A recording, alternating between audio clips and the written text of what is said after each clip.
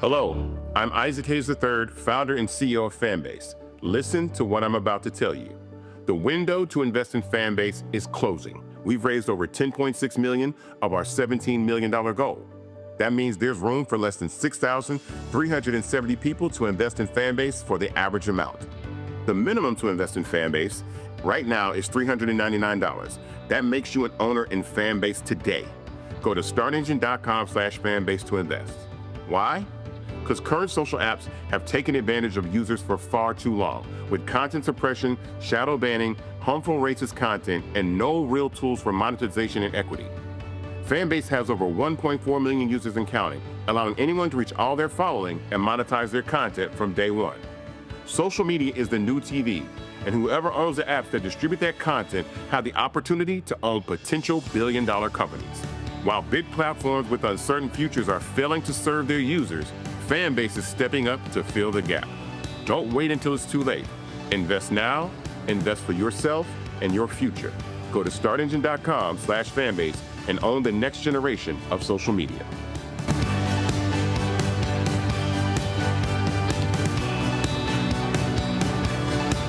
Folks, Black Star Network is here. Hold no punches. I'm real revolutionary right now. Support this man, Black Media. He makes sure that our stories are told. Thank you for being the voice of Black America, Roland. Stay black. I love y'all. All momentum we have now, we have to keep this going. The video looks phenomenal. See, this difference between Black Star Network and Black-owned media and something like CNN. You can't be Black-owned media and be scared. It's time to be smart. Bring your eyeballs home. You dig?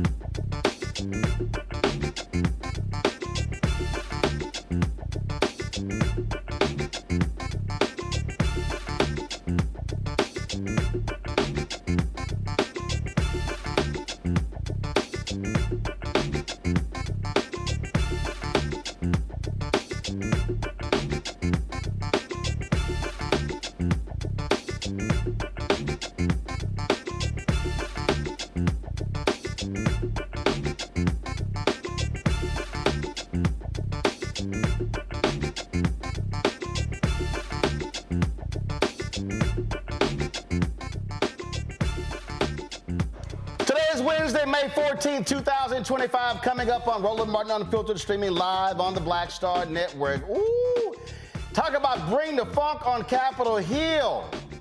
They were going after Ice Barbie Kristi Noem and nutcase himself, Robert Kennedy Jr.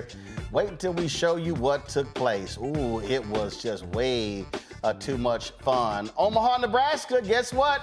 Got themselves a new mayor, a brother, first time in history. We'll talk with the mayor-elect about his historic win. Plus, second day of the Sean Diddy Combs trial, and Cassie Ventura gives more disturbing testimony about vicious beatings from Diddy. We'll talk to legal analyst Candace Kelley. Folks, that and a lot more. Of course, we got crazy-ass grifter-in-chief looking like a fool in the Middle East. We'll talk about that as well. It's time to bring the funk on Roland Martin Unfiltered on the Black Star Network. Let's go. He's got it. Whatever the miss, he's on it.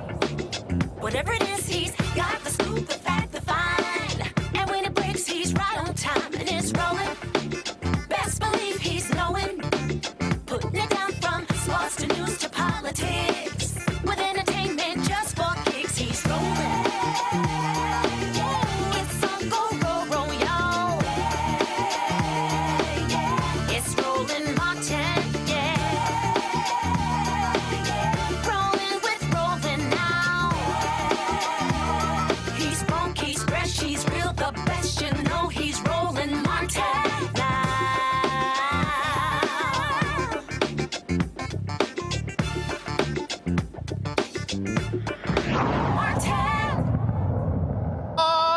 It was Fever in the Funk House on Capitol Hill. First up, Health and Human Services Secretary Robert Kennedy Jr.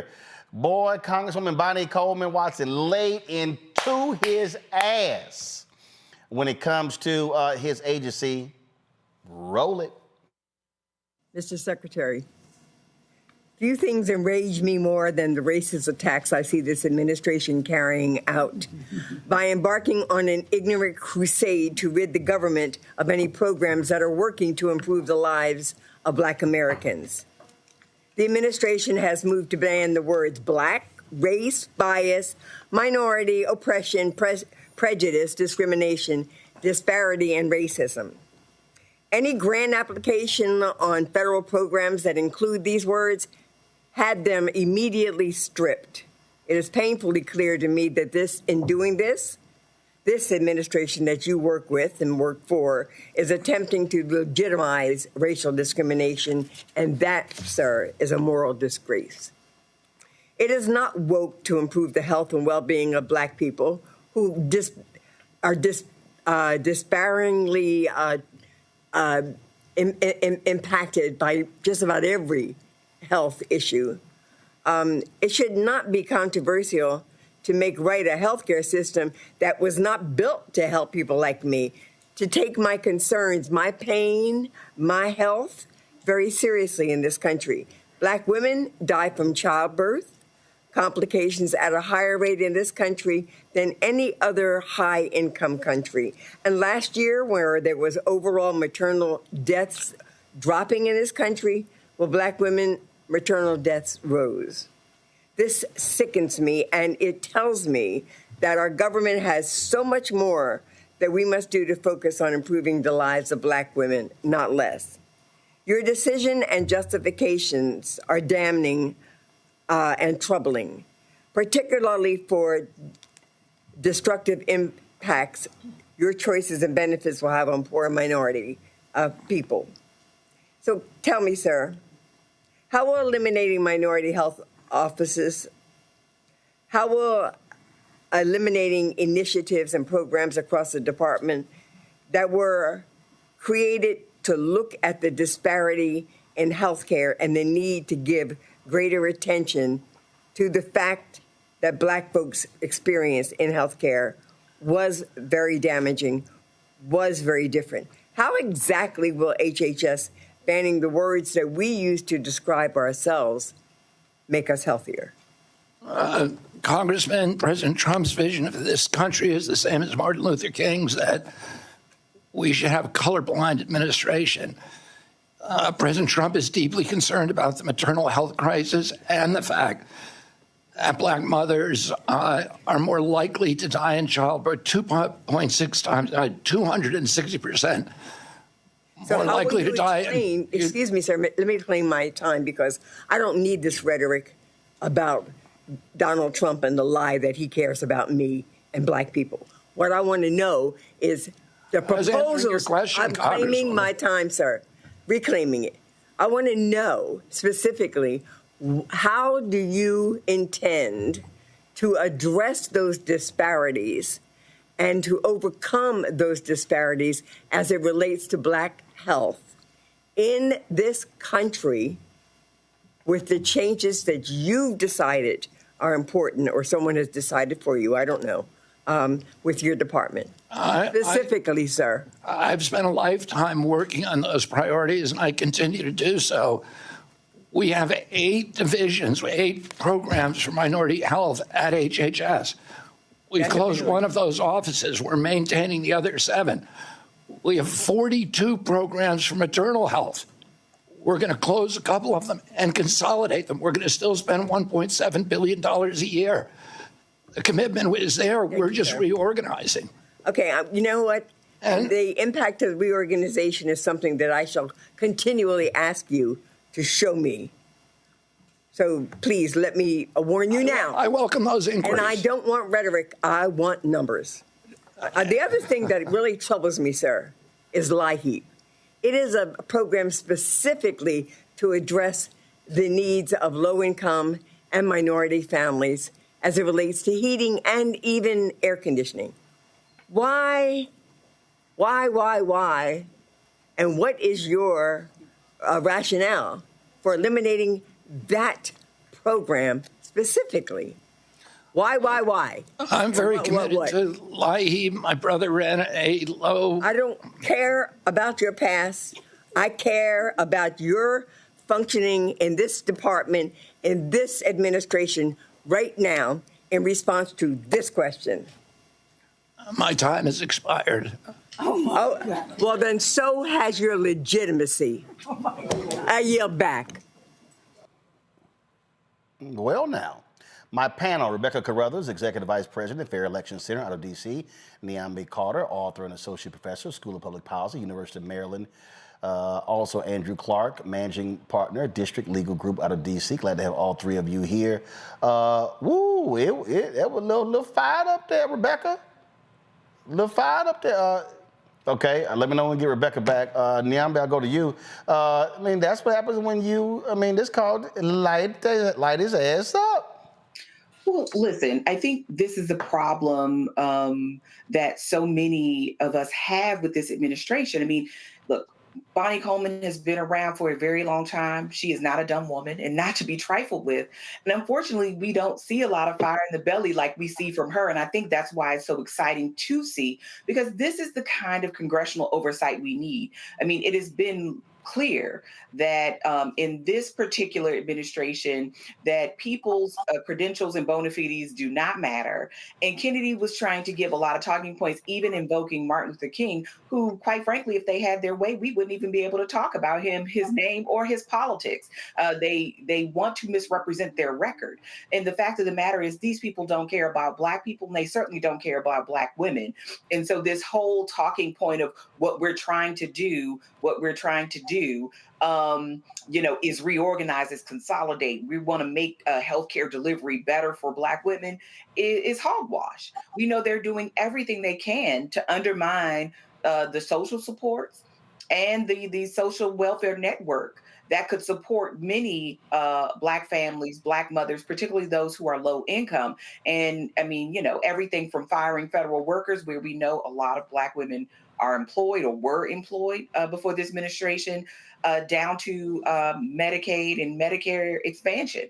These people don't care about Black people. And I think what Congresswoman Coleman did show was that these people are just about the talk.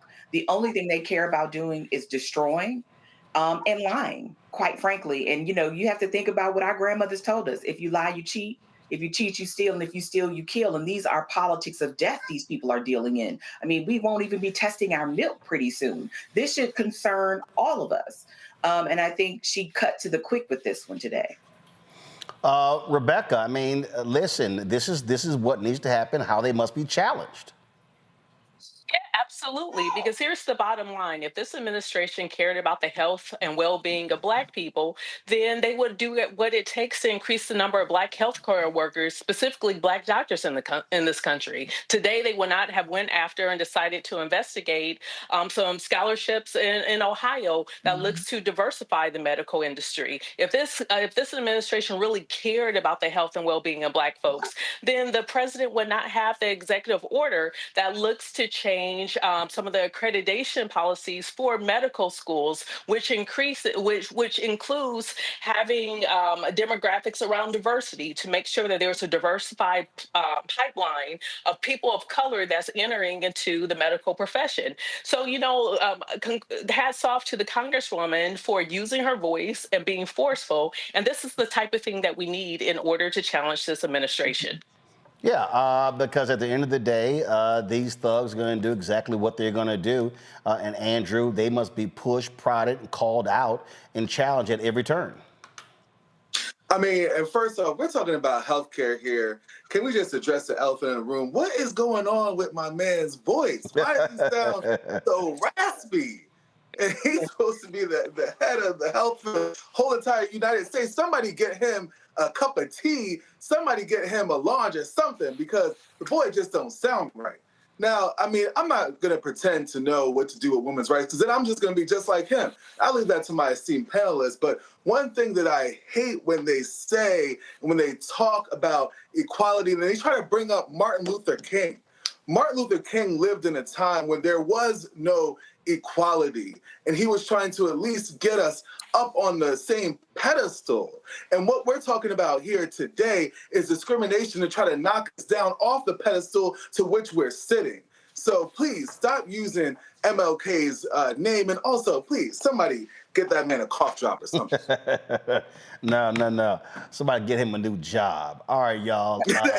Hold tight 1 second. Lots more to break down, including Ice Barbie. Boy, they were going at her on Capitol Hill as well. But coming up next, we're going to talk with the newly elected mayor of Omaha, Nebraska. That's next. Roland Martin Unfiltered on the Black Star Network.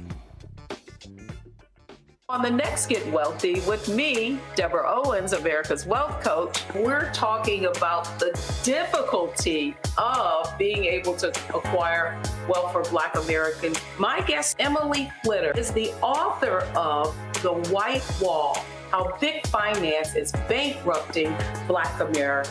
The bad stuff that you feel when you're dealing with the financial services industry is not your fault. It's not your fault, and you don't deserve to be treated like this. That's right here on Get Wealthy, only on Black Star Network. Farquhar, executive producer of Proud Family. Bruce Smith, creator and executive producer of The Proud Family, Louder and Prouder. And you're watching Roland Martin Unfiltered.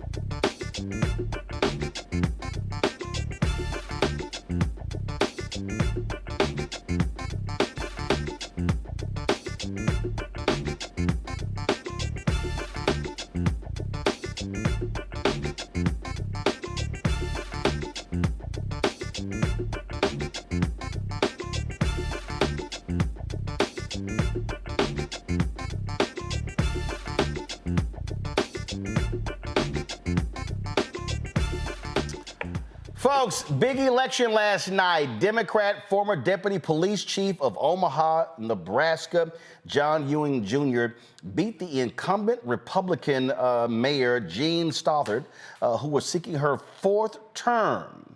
Boy, talk about a huge, huge win. Ewing last night said this at his victory celebration. Hi, I'm John Ewing, your mayor.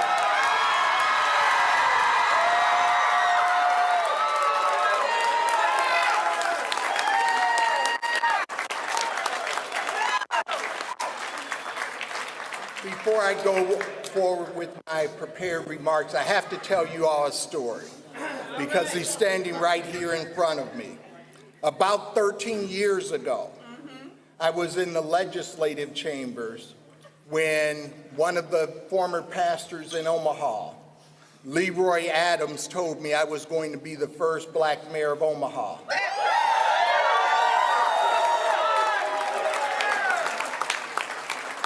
I then came down the escalator, and Pastor Cedric Perkins, who's standing right here in front of us, said, "You're going to be the first black mayor of Omaha."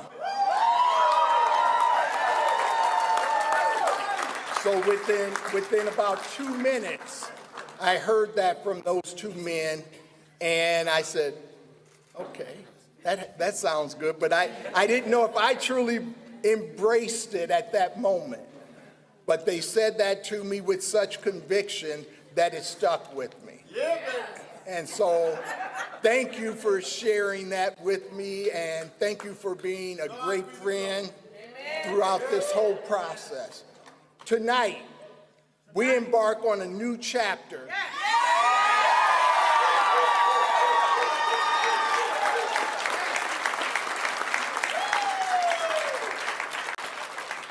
I am deeply honored and humbled to stand before you today as your mayor-elect. Well, Mayor-elect Ewing joins us right now on Roland Martin Unfiltered. Glad to have you on the show. First up, congratulations. Thank you very much. Thank you for having me. This is an exciting moment in our city, and we are on top of the world. So I thought if you look at all these other mainstream white media shows, they say that the Democratic Party is dead. How could you, a black Democrat, beat a three-term incumbent Republican?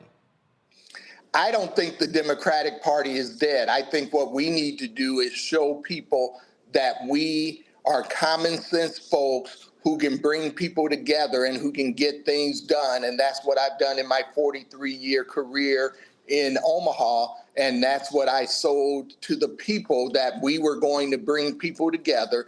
We had a vision of creating economic opportunity for everybody in this city, increasing very intentional economic development in North and South Omaha, and that's what was the message that helped us win. Now, this was not the first time you ran for mayor of Omaha. Yes, it is. This was the first time? Yes, it was. So you, now previously, because in your remarks there, you said that's when you were in the state legislature. No, what happened is I was I'm the Douglas County Treasurer. Got it. And I was up in our legislative chambers for the City Council, County Board, and all of those organizations. And I came down from a meeting up there. As I was leaving, Pastor Leroy Adams made the comment as I got to the bottom of the escalators to go back to my office.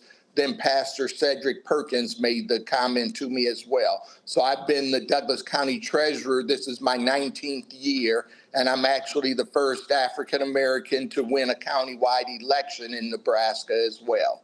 So, so with that, what would you say to other Democrats, other black Democrats who are running, whether it's mayor, for state rep, state senate, because when you look at these polls, oh my God, the Democratic brand is so awful, it's so bad. Yet when you look at a special election in Pennsylvania, one in Iowa, when you look at other ones, you see wins taking place.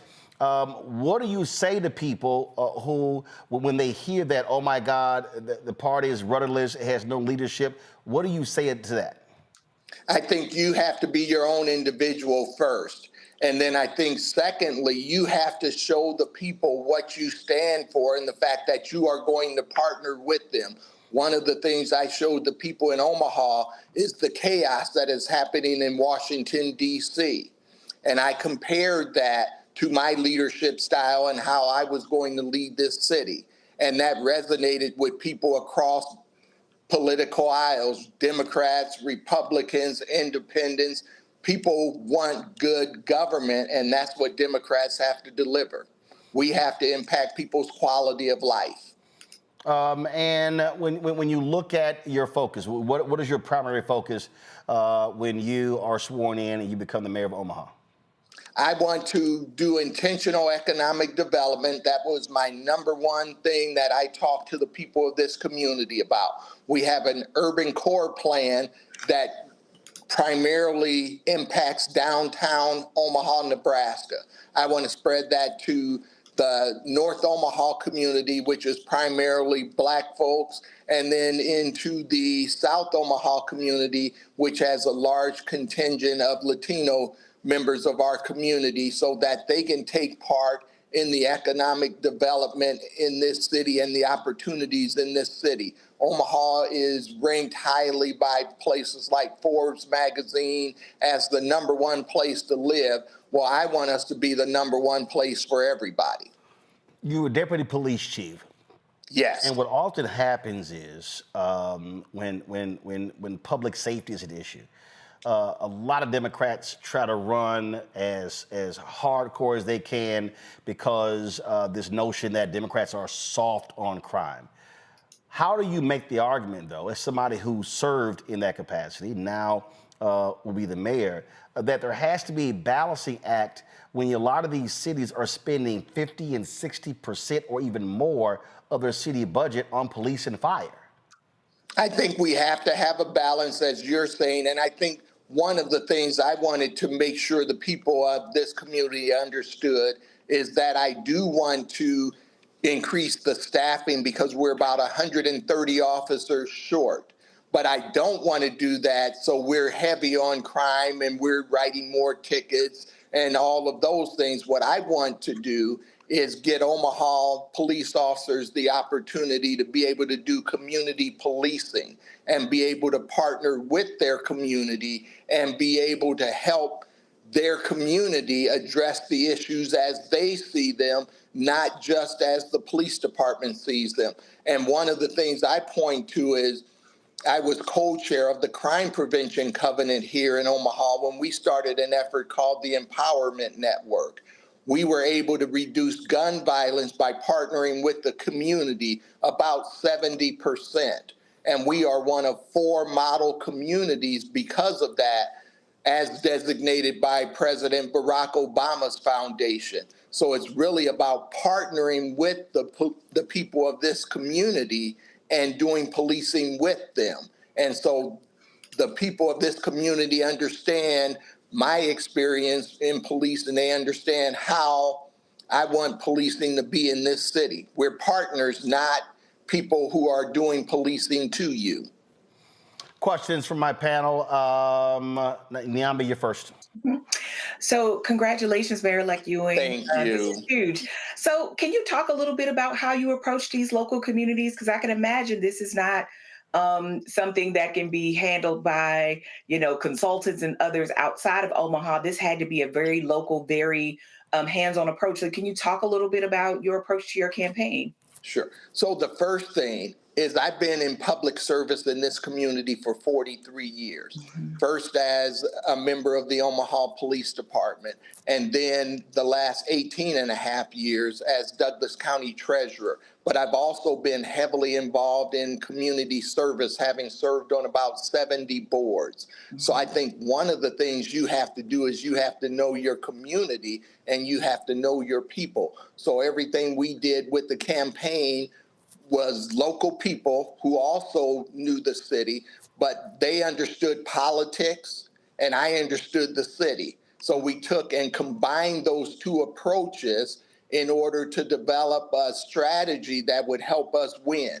In the primary, as an example, we had significantly less money than the two people that everybody thought were going to go into the general. We spent about $3.66 a vote. But I had the name recognition, I had the reputation, and then we worked hard. We knocked doors from January to yesterday. We also did phone calls, we did robocalls, we did everything we could to reach out to the voters with our message, and I attended 40 or 50 different forums and neighborhood community group meetings and was able to get my message out there. But I think it really starts with knowing your community. Thank you. Andrew? Yes, so the first thing I know that is on everyone's mind, first, congratulations to you. Are you related to Patrick Ewing? I'm sorry, I didn't quite catch your question. I don't know if you froze or if he asked, are you related to Patrick Ewing? He must be a Georgetown Hoya or something. I used to tell people that when I was younger, but I'm about a foot shorter than he is. And congratulations to you, Mayor. Thank you. If you could just educate us on how were you able to overcome 12 years that the previous mayor was in office. How were you able to overcome that? I know that you talked about what your election process was like, but what do you think was the central message that you had that was different? Well, one of the things I try to do, and I don't think people do enough of it, is I ran a clean campaign, but I did talk about my opponent's record and some of the broken promises that were made, for instance, with the restaurant tax that we had. She ran saying that she was going to eliminate it when she was running for her first term. And we still have that restaurant tax. So I reminded people of those type of things, as well as we have a streetcar project that she said was going to go to a vote, and she did not put it to a vote. So I reminded people of her record. I think one of the things we sometimes do is we don't remind people of our opponent's record and we let them get a free pass. I wasn't going to give anybody a free pass in this election. Rebecca? John, I got two questions for you. The first question, so potholes. The last time I was back home in Omaha, the streets were kind of jacked up. What is your plan for fixing the potholes in Omaha? So one of the things that I do is I use people that are really smart and experts in their area. And Rebecca, as you know, being from Omaha, Jim Suttle was mayor, but he was also public works director. And so I told Jim Suttle today, I said, Jim, I've been talking to people about fixing the potholes. One of the things you're going to help me do is you're going to help me develop a plan so we can let the people know that we are serious about repairing their streets, and then we're going to tell them what the plan is. So Jim Suttles, he joked with me and said, man, you're going to put me back to work full time? And I said, yes, I am. But that's what I'm going to do is count on experts. One of the things I know also Rebecca, is that the city used the wrong type of concrete for their street repairs for at least the last 12 years. And I believe that we have to look at substances that will hold up to the weather in Omaha, Nebraska, when we have all of the snow, all of the freezing, ice, and all of the thawing and freezing and all of those things. So that's something I'm going to investigate as well, looking at what cities that are successful are using in terms of materials. All right, then. Well, go ahead, Rebecca, go ahead. One more question. Now, first of all, John, congratulations to you and your team and your wife, Dr. Viv Ewing. But she's listening right across from me. Absolutely. I know she would be. So it was historical. But each time you've run in Omaha, it's been historical in nature. There are a lot of little black boys and little black girls who now will know that there is a black mayor in Omaha, and representation matters. So what does it mean to you, especially when you're looking in the eyes of your grandson? What it means to me is that people, especially our people, get to see someone who looks like them in the most powerful position in this city, and they get to believe their dreams are possible. When I first became Douglas County Treasurer, I went into the schools quite a bit, and even up until COVID, and I would tell young people, there's nothing special about me. But I've been able to work hard, I've been able to take advantage of the opportunities, and my dreams have come true. If you do the same thing, then your dreams are possible as well. I was even sharing that message at a program today honoring 8th grade honor roll students, that your dreams are possible. And that's the message I want them to believe. And that's what I said in some of my interviews last night, is that I hope they're watching. I hope they read about this. And I don't just mean in Omaha, Nebraska. I mean across this country. I want our young people to see that their dreams are possible. That's what my life has been about. That's what my public service has been about. When I first became a police officer, one of the first things I did was I became a Boy Scout leader at Lothrop Elementary School, where I went to elementary school. All right, then. All right. Well, Mayor-elect, I certainly appreciate it. Thank you so very much for joining us. When is the inauguration? It's going to be on June 9th. And I just have to say really quickly, for those who don't know, Rebecca was my campaign manager when I ran for Congress in 2012. And she did an amazing job for me. I believe she was either the only or one of only 2 Black women who was a campaign manager during that cycle. So I'm proud to see you continuing to do well also. All right, then. Rebecca, you're supposed to reveal that. How you didn't say nothing? I told your producer. You're supposed to say it. Okay, so I want to say it. It was the closest race in 2012 that was not backed by the Democratic Party. And so part of the reason why is that John heard this and I heard this. They didn't think a Black man could win in Nebraska. So I think that story is so powerful, because there are a lot of Black folks in this country who want to run for office and higher office, but they're told by different folks that you can't do it. And so it's very important, when you are a strong local leader and you're connected with community, you will win elections. Absolutely. All right. Thank you all. All right. We appreciate it. Good luck. Thanks a lot. Thank you.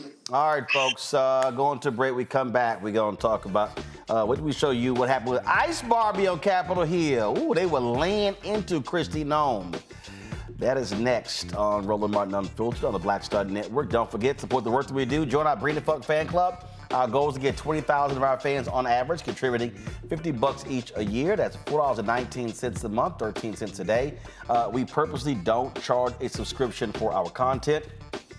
We didn't want to do that. We wanted it widely available. So when you support the show, that's what you are doing. We've had great support since we launched this show September 4th, 2018. And so we hope you will join that list. And so if you want to contribute via Cash App, use the Stripe QR code. You see it right here. You can also use that code for credit card donations as well. You want to send a check and money order?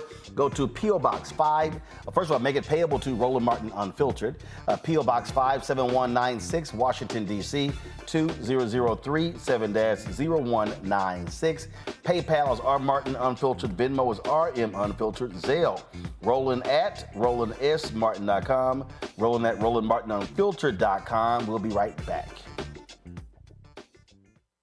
On the next, A Balanced Life, we're talking soul and soul food. The kitchen is the heart of the home. So many memories that are there, the things we've learned, the recipes that we've tried to garner, and to somewhat figure out how to cook ourselves. There's something about the kitchen and family and being at the table that brings us all joy. We're going to be joined by some amazing guests who are going to talk to us about how do we keep tradition alive and what are we doing for the culture. The traditions and the gathering and the warmth and security, those memories are super important. And we have to, make sure that those continue to happen. So no matter how we get in the kitchen or around the food, I just want you there. That's all next on A Balanced Life here on Black Star Network.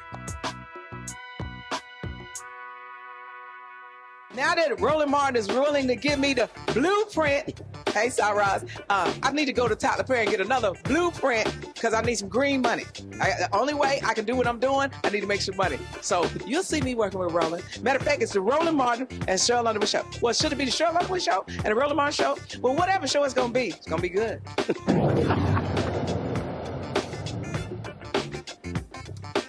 Well, y'all, Ice Barbie went before Capitol Hill today, and let's just say the shade, the pettiness, I was fully there for. I'm glad Secretary Noem is finally testifying before the committee. After all, it's been 3 months since I sent you a letter asking for her to testify on the Trump administration's dismantling of the Department of Homeland Security and its harmful effects on communities across the country.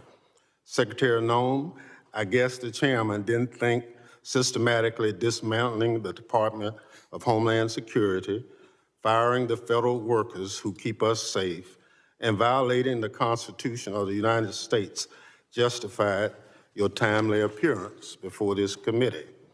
But when Donald Trump demanded that Congress hand him money to do more damage to our Homeland Security, Republicans bent over backwards to help him and his billionaire friends at the expense of the American people.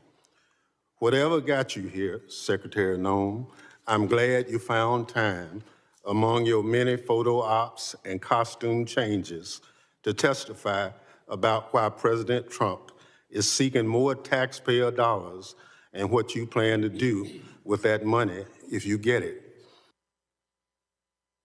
Thank you, Madam Secretary. You have an important job. I think you have one of the most important jobs in the cabinet. Thank you for doing it. I want you to have credibility and be taken seriously as you do the job. And so I want to put to rest this question about Mr. Garcia in this photo that the president posted on April 21. Madam Secretary, you agree that the letters MS and the number 13 in Times Roman numeral font, that they are doctored on this photo, right? Congressman Abrego Garcia. No, I'm just asking about this photo. It wasn't based off of tattoos. It was based off an entire case. And I'll accept that case against him. For the purpose of this question. You agree, though, that this is doctored. Is that right? The same protocols that are Madam applied Secretary, to every I want you to have individual credibility, enforcement. and I want you to be taken seriously. Is this doctored or is it not doctored? I am taken quite seriously. Is it doctored or not doctored? With the importance that the president has given me to do I understand. Is it doctored or not doctored? One thing that's important to remember is that every single time a case is built. Madam Secretary, I have a 7-year-old, a 6-year-old, and a 3-year-old. I have a bullshit detector. I'm just asking you, is this doctored or not doctored? Sir, The protocols in the case built against Can you Abrego answer the Garcia question? were exactly the same. Madam Secretary, I don't have you're- any knowledge as to that photo you're pointing to. Okay, can you I take her? don't, sir. Can you show her the photo? Walk her the photo down there. No, that one. Please take a look at this photo. It was tweeted by the president on April 21. It's been hanging out there for about a month. So what is your point? My question is the numbers and the letter MS-13. Could you look at the photo, please? It's right in front of Are you. you saying Abrego Garcia is not a wife beater? No, ma'am. That he's not a criminal. Ma'am, He's not a human trafficker. And he's not a member of MS. You vouched for Mr. Garcia when You're your team vouching for said, a man ma'am, you that is vouched a for him when known you said he was violent mistakenly deported. Sir, I didn't vouch for him. I did not say In that He should photo, have been deported. Absolutely. It's so There was telling never that a you mistake won't look at the deport him, photo. And we will not be bringing Was him back it to doctored or not? in staying here. If Can you he look comes to back your the right country, he at would the be photo in deported front of right you? away. Madam Secretary, can you look to the right at the photo in front of you? I have seen this Okay. photo as you held it behind your heads. Thank you. And the letters MS and the numbers 13, are those Is doctored this your or entire not? testimony today is on a doctored photo? You don't want to talk about the facts? Okay, The so importance of our national security? You acknowledge it was Do doctored. to make sure that the United States is protected? Madam Secretary, from this is not a hard violent question. criminals? Are those doctored or not? Sir, is that actually on his hand or not? This is unbelievable to me that you're focused. It's unbelievable on to me that you can't look at the photo and tell the American I looked at people. the photo, but I don't have any knowledge as to this photo. Okay, so it's been hanging out there for 4 weeks. You are one of the chief law enforcement officials in the country. What have you done to investigate whether the president misrepresented the reason that that person has been detained? Sir, have we you spend our done time- anything to try and figure out whether that was doctored or not? The mission of the Department of Homeland Security is to secure our nation and to make sure that we're out there going after those that are the worst of the worst, the criminals, the bad actors. Abrego Garcia. So the answer is you've done nothing to terrorist, correct the member president. of MS-13, a wife Okay. beater and a human Okay. trafficker that should never have been in this country to begin with. So, Madam Secretary, thank you, Mr. Burnett.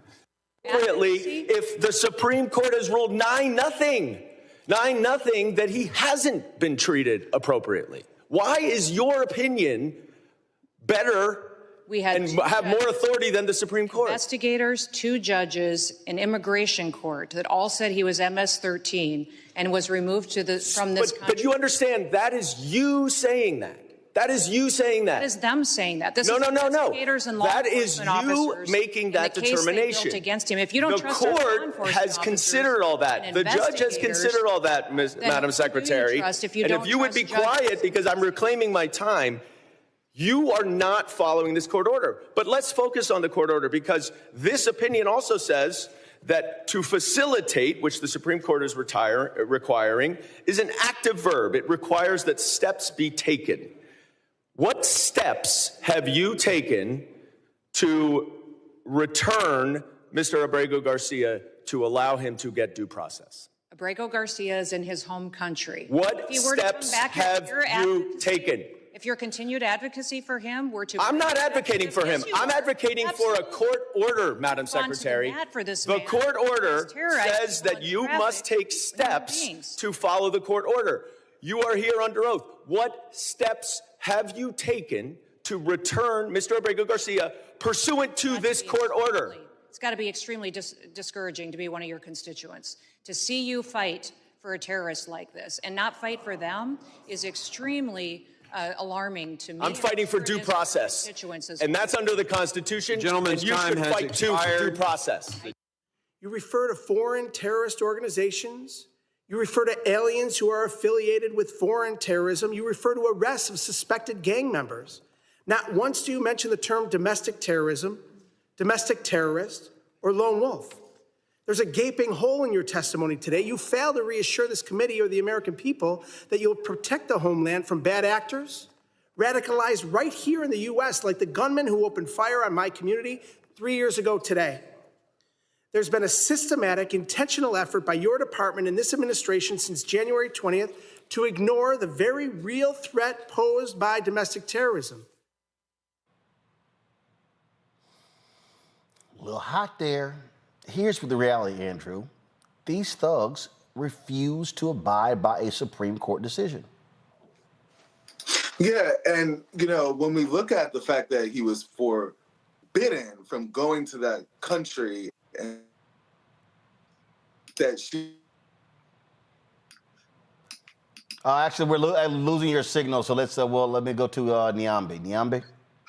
Yeah, I mean, look, I think this is what happens in this administration. I mean, everybody here is for Donald Trump's comfort, not for the rule of law. And it's one of those moments where we have to recognize the call is coming from inside the House.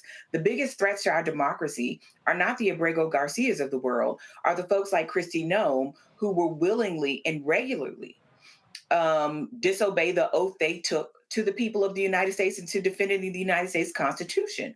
The rule of law should be paramount, but so many of people in this go-round of this administration are spending their time being sycophants and loyalists to Donald Trump that they could care less.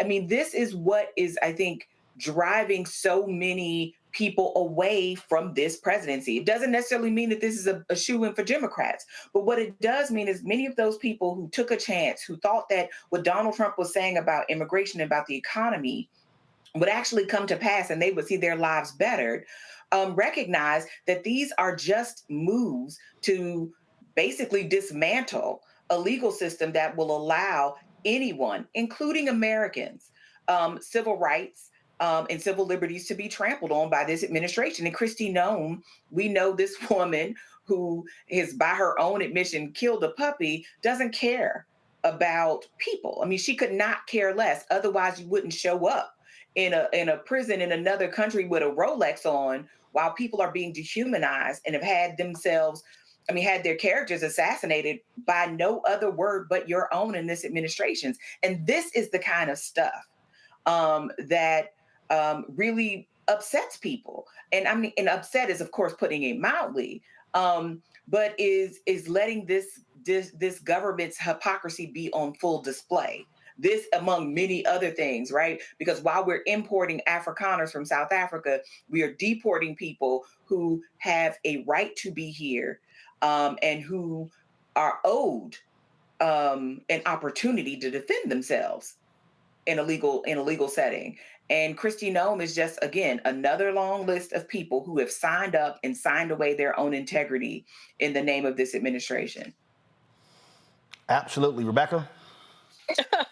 I'm glad Nyambe said it. Yeah, she's a puppy killer because she couldn't figure out how to properly train her puppy, so she decided to shoot it. That's simply ridiculous, and so is her approach in this administration. For those of you all who have been inside the airports recently, you see the Kristi Noem Ice Barbie posters as you're going through security, and it's simply ridiculous. There are serious issues in this country. There are serious homeland security issues in this country, but unfortunately, the secretary is not a serious person to deal with it. She's more concerned with aesthetics than the actual substance of what's needed in this country, and that's very unfortunate. Is Andrew's signal better?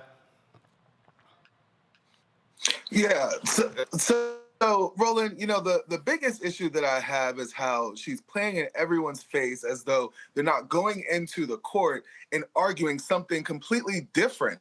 They're not arguing that he's an MS-13 gang member. They're not arguing that he's a domestic abuser. What they're arguing is that, because we already deported him, there's nothing that we can do. So it's a mistake. It's an administrative error. So we're just going to let it go. And then she's going into these congressional hearings and flat out lying about what the government's position is before the court. And they absolutely can take those steps to try to bring him back. They just don't want to do it. Well, absolutely. Bottom line is we're dealing with an absolutely corrupt White House. And I'm all for Kristi Noem getting jacked up. I'm going to play some more Congressman Biddy Thompson laying into her. Go ahead and play it. To you or to the president for the last declaration, and it's taken an inordinate amount of time, more than normal. I just want to know, is that inordinate amount of time is based on some plan that you have knowledge of? But if it's not in writing, I understand. So you talked about the rule of law. Are you telling the committee that due process for anybody that's picked up in this country should not be followed? Congressman, we have utilized due process as it is laid out in the tools that Congress has given us. We have followed the tools and the processes to which Congress has given us to give due process to people appropriately as it is due. So your testimony to this committee under oath is that everybody that ICE has picked up in this country has been given every opportunity as Section 5 under the Constitution provides. Correct. I believe everybody has gotten due process and every person has been treated appropriately according to the civil or the criminal action to which they were encountering individuals and brought into our detainment and then also removed from this country. So your answer is yes. The tools that you have given us as this I'm body talking about the for due process Constitution of the United States. I'm not talking about tools. The Constitution is clear. Correct. And your testimony under oath to this committee is that everybody that ICE has picked up and any other agency of DHS has conformed to those statutes. For example, Congressman, yes or no? No, I don't need an example. Expedited removal is one of the Madam tools Secretary, that you have given us to utilize as due process. I just need a yes or no. Sir, that is the due process tool that you have given us to utilize that has been appropriately. So obviously, gentleman's time has expired.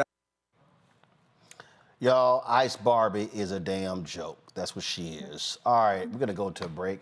We're going to come back. Candace Kelley will give us the breakdown of the testimony today in the Sean Diddy Combs trial. It was a whole lot with Cassie Ventura for her second day on the stand. We'll be right back. Next on the Black Table with me, Greg Carr. The Tuskegee Institute, now university, forever linked to the infamous and despicable syphilis experiments done on the poor rural farmers in Alabama and the Tuskegee Airmen, the famous heroes of World War II. But its history is about so much more. In his new book, The Tuskegee Student Uprising, author Brian Jones reveals a largely untold history, rich in radical activism and reform. Suddenly the students are meeting these folks whose lifestyle is very different from theirs, very rural, but they're seeing them lose family members. People in their family disappear. How Tuskegee became an epicenter for Black power. An amazing history lesson on the Black Table, right here on the Black Star Network. Hello, we're the Critter Fixers. I'm Dr. Bernard Hodges. And I'm Dr. Terrence Ferguson. And you're tuned in to Roland Martin Unfiltered.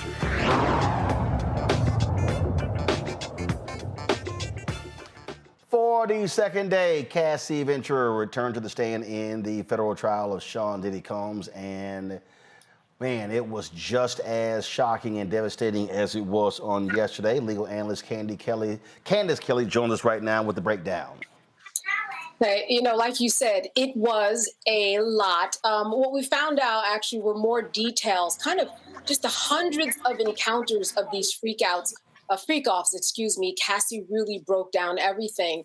What she also said was that at one point, Sean Combs did say that he wanted to blow up Kid Cudi's car, wanted to make sure that all of his friends were there.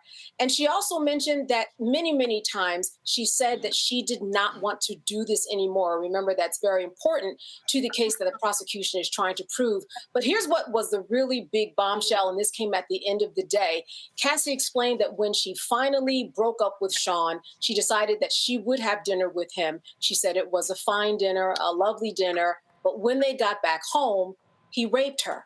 I mean, and this was at the end of the day. So this was really, really big news on top of such big news that, you know, this is why they asked jurors on questionnaires, are you comfortable with very detailed explanations about what goes on when people are in the middle of sex? She talked about how when Sean Combs found out that she was dating Kid Cudi, that he started beating her as she was having sex during one of these freak-offs. She talked about getting sores in her mouth because of having so much different types of oral sex with so many different people and, uterine tract infections that the medicines just wouldn't heal.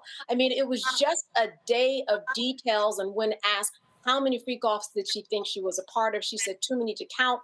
She eventually said hundreds. So just a lot went on today. And certainly a lot will go on tomorrow. That's when cross-examination will begin. She also talked about her 29th birthday, that he was just calling her so much that he wanted to have a freak off, and she just left her friends at a karaoke bar. She absolutely did. And this was more than on one occasion where she abandoned an event or abandoned friends at the karaoke bar. She abandoned a Prince concert when he heard that she was coming. She rushed right out of there. She said she fell in her heels because she knew that she was going to be in trouble. And that was what the crux of what she was saying, that, listen, I'm abandoning people. I'm scared. I'm scared of this man. I'm scared for my life. She mentioned that he had guns. She also had pictures that were shown to the jury. Now, these were her own pictures that she took over the years. Some of the pictures her mother took of bruises on the back of her body. Of course, the jury got to see that, but everybody else in the court gallery did not see that. In fact, we won't see any of that. This is part of the stipulation and decision that was made by the judge. But there were a lot of pictures, and I would say, again, a lot of details just kind of layering on that. This was something that she was doing every single week, 3 hours, 4 hours at a time, taking drugs. She mentioned the use of the IV drip in order to revive her when she was getting tired. She mentioned once waking up in the shower after having blacked out. So, I mean, today was a day of details. She mentioned more than 10 men by names that were brought in as escorts, really building the prosecution's case. I will say that if I was defending Sean Combs, I would have to dig into a couple of things that she brought up. Number one, she did initiate a couple of fights. She talked about initiating fights with Sean Combs. She talked about initiating a fight with someone who was taking a picture of her. She talked about texts that she sent to Sean Combs saying, I love you, you make me so happy. She talked about a lot of things that might seem confusing to jurors and that they're going to have to decipher whether or not, was she being real or not. Another big deal of the day was the fact that, yes, we all know that there was a settlement, but she told everybody in the courtroom that that settlement was $20 million. And I will say, if I was a defense attorney, I would be bringing that up, asking her why was she asking for that money? Why did it take her so long to ask for that money? Was it because she married someone that did not have as much money as Sean Combs? I would get on her about the fact that she did go on shopping sprees, that he paid for apartments and places where she lived. We really do have to look at both sides, because on cross, this is what we are going to see the defense break down. I read one report where the defense told the judge they're going to be shifting their strategy as a result of her testimony. Well, sure. They have to be very, very careful because she is a pregnant woman. She had very, very tight witness testimony, and they have to be careful to make sure that the empathy that she gets is not magnified so much by the jurors. They're going to have to be nice to her. This will not be a regular cross. You normally have a cross-examination where you impeach the witness. You make sure that you want them to come off as liars to the jurors. That's going to be very, very difficult in this situation. Plus, what she's doing is she's giving up information before they can bring it up. For example, as I said, she said that she did start fights. Well, that's something that they can talk about. But the fact that she put everything out there, this is something that they're going to have to change. She was a likable witness, believable witness. Again, a few holes, but they definitely have to go a little more gingerly than they would on someone who was not 8 months pregnant. Again, it was a lot today about domestic violence. And so do you believe that part of this strategy is that for the prosecution, that they want this jury to be repulsed by Sean Diddy Combs? Oh, absolutely. I think that they want them to be repulsed. I think that they want them to know all of the details. I think they want them to be really sick to their stomachs, because when you hear this type of information where, a regular drug is not kind of curing something that a lot of women get, a UTI, that kind of puts a little hole in my stomach that she couldn't cure that because she was involved in this domestic violence situation.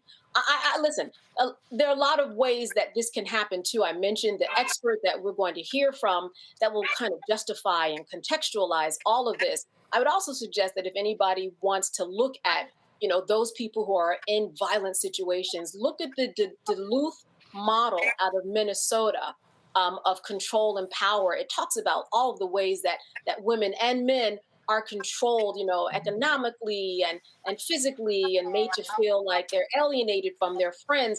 All of that plays into this. And I've worked with a lot of domestic violence survivors, so she seemed pretty typical, but we definitely need some contextualization as to what she was going through and what someone inside of that type of violent relationship is feeling, because she stayed for a very long time. Questions from our panel. Rebecca, you first. Well, thank you so much for your reporting. But as you talked about the testimony today that was centered around domestic abuse and domestic violence, we know that that isn't in the criminal complaint, but specifically it's around coercion and sex trafficking. How do you think the state is going, how do you think the prosecution is going to start to move over to the trafficking and the coercion to prove its case? Well, and thank you for the question. There was one point in her testimony where she talked about getting on a commercial flight. And during that flight, she made reference to the fact that Sean Combs, right on the plane, pulled up video that she thought was deleted just to make sure that she knew she had to continue in those freak-offs. And this was after she had said several times, I do not want to be a part of these freak-offs. So I think that many people might look at that as coercion. There's threat, there's intimidation, there's that level of coercion. So they're drawing and connecting the dots very slowly, because you're right. There isn't anything outright that says Sean Combs wrote a note that says, I will kill you if you do not go to these freak-offs. But the way that she was treated, how many times she was beaten and punched and kicked in her head, I think that the jury will be able to connect the dots and make that coercion part of it really stick. Nyambe. Yeah, so thank you again, Candace, for those details. I mean, I know it's pretty harrowing. Does it seem like the jury is reacting at all to those details, or is everyone trying to maintain a poker face? Because I think that's a pretty harrowing set of allegations there. No, absolutely. So listen, I've been in and out of the courthouse. At one point, it's reported that one of the jurors, when they saw these pictures that she had, gasped and put their hand up against their chest, because they were very, very surprised at the bruises that were shown that she took of herself. But most of the time, they have just had a poker face. And I think that they've just been taking everything in, as Sean Combs is too. I think what's also interesting is that while Sean Combs probably will not take the witness stand, just him sitting there all gray, reading the Bible, taking notes, saying thank you to everybody with his hands clasped. You really are testifying when you're not, when you're sitting there. So I think that the jury is just taking all of that in, and they're trying to be as poker-faced as possible. Andrew? Yes, thank you for your reporting on this. What's the overall, temperament in the courtroom in general? Are things pretty contentious? Is everyone pretty civil? What are things like? Oh, everybody is very civil. If you want to judge on any case, this is the judge to have. He is very civil. All the attorneys are very civil, and I mean, they're powerhouses of attorneys, so they're interesting to watch them do their work. It is packed. It's not as packed. I covered the Sean Combs shooting trial in 2001. It wasn't like that. It's certainly more kind of an assembly line of people who were sitting in there. I think what was interesting is that when we all sit down in court, the manager of the courtroom says, hey, listen, you cannot talk and you have to be respectful, because this is a part where the press has a responsibility to the public in order to report everything that's going on. I like that very much, because this is why we have the press and people like me who are able to go into the courtroom. But it is very civil and very quiet. Outside, it's a madhouse. I mean, people are in line right now in order to be inside of the courthouse tomorrow. There have been fights that have been breaking out, and there's a lot going on. But inside, very, very cordial. Well, again, it is a whole lot to take in, and again, the trial is expected to go 8 weeks. This is only day 2, so the question then really becomes, what does the prosecution unveil? Again, I saw one that attorneys for a couple of other witnesses, including one person who was a Combs assistant, talked about how scared to death and nervous they are testifying. Oh, absolutely. This is probably, she goes by the name of Mia. This was mentioned in the first day of the opening statements for the prosecution. We heard more about Mia today from Cassie Ventura and how she was treated as his assistant or an employee. And you know what we'll probably hear, he's facing dozens of civil lawsuits. And of course, there was due diligence done to talk to all those people who filed. We'll probably hear from those people who filed those civil lawsuits. But absolutely, we're going to hear from 2 or 3 other women, depending upon if they can get that one who's kind of missing in action. We're going to hear their firsthand testimony as victims in this trial. All right. Candace Kelley, we appreciate it. Thanks for the breakdown. All right. Good to see you. All right, folks. So let me go to a break. Come back. More news to talk about, including finally Supreme Court Justice Allison Riggs being sworn in North Carolina. Folks, join our Bring the Funk fan club. Support us via Cash App. Use the Stripe QR code. It's right here. If you're listening, go to blackstarnetwork.com. You can use the QR code for credit cards as well. Send your check and money order by making it payable to Roland Martin Unfiltered, P.O. Box 57196, Washington, D.C. 20037 7-0196. PayPal is R Martin Unfiltered. Venmo is RM Unfiltered. Zelle, Roland at RolandSMartin.com. Roland at RolandMartinUnfiltered.com. We'll be right back. This week on The Other Side of Change. Let's talk. Vote blue no matter who. We need political imagination more than ever, and unfortunately, some people on the Democratic side really are discouraging that. We're going to dig into all of it. The Democratic Party needs to remember who they are and who they are responsible to. This is On the Other Side of Change, only on the Black Star Network. This is Essence Atkins. It's the Love King of R&B, Raheem Devon. It's me, Sherry Shepard, and you know what you watch. You're watching Roland Martin Unfiltered.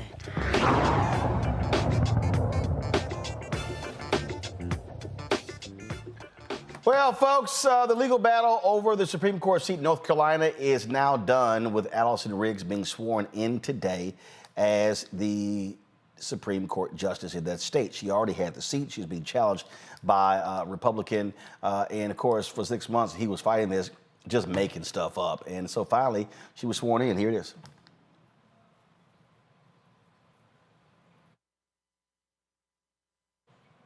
All right, we'll have a video. Okay, all right. Okay, let me find it myself. This, of course, is a race that we've been looking at, focused on, and talking about, and that has been just absolutely crazy. This is actually a video that Riggs dropped after her swearing in. Watch this. I'm Justice Allison Riggs. I was just sworn in again as an Associate Justice on the North Carolina Supreme Court. It is my great honor to continue serving the people of the state. And my promise to you is this: I will fight for every North Carolinian, regardless of who they voted for. I will defend all North Carolinians, regardless of political affiliation. I will uphold the rule of law, the Constitution, and follow my solemn oath without fear or favor. And I will stand up for your rights and freedoms. Thank you. It was an absolutely just crazy back and forth that took place. This here is video of her being sworn in as well. It was just back the Republican was doing. I mean, trying to get some 65,000 votes rejected. Here's what was the most nonsensical thing for me about all of this, Rebecca, is that this was weird. He was trying to get the ballots tossed in his race. And the North Carolina Supreme Court, Republican-led, was trying to help them all as they could, but you're going to act like other people didn't vote? So toss out ballots only in his race as if there were no other races on the ballot. That to me is what was so crazy. So like, only in his race, they were illegal. Yeah. So absolutely. So this is what's crazy. He was trying to go back 20 years and say that because the law has changed in the last 20 years, the requirements for voter registration 20 years ago is now stricter now. So those who registered up to 20 years ago, retroactively or fast forwardly, they should have complied with what the future of voter registration restrictions were going to be in North Carolina. So it's nonsensical. And then also those 65,000 folks who voted, their votes were counted in the other races on that ballot that they voted for. Those votes were actually already certified. So it is ludicrous to say only for this particular line on the ballot, do not count these ballots because these people weren't properly registered to vote. So it didn't have legal bearing. It didn't make sense. But even just on the surface of it, if you are someone who's sworn to uphold the law and to be a jurist in the state of North Carolina, you should first start by following the law. So ultimately, what we saw when the district court judge, which was I believe it was a Trump-appointed judge, said, "Come on, it's over." At that point, the Republicans in North Carolina knew that it was indeed over. Niambi, for the people who say my vote does not matter, this is the actual map between Allison Riggs and Jefferson Griffin. This is the map right here. You see the counties won in North Carolina at the bottom, but the reality is this was a 734 vote margin. You look at the counties there in North Carolina. That tells you right there, every vote does indeed matter.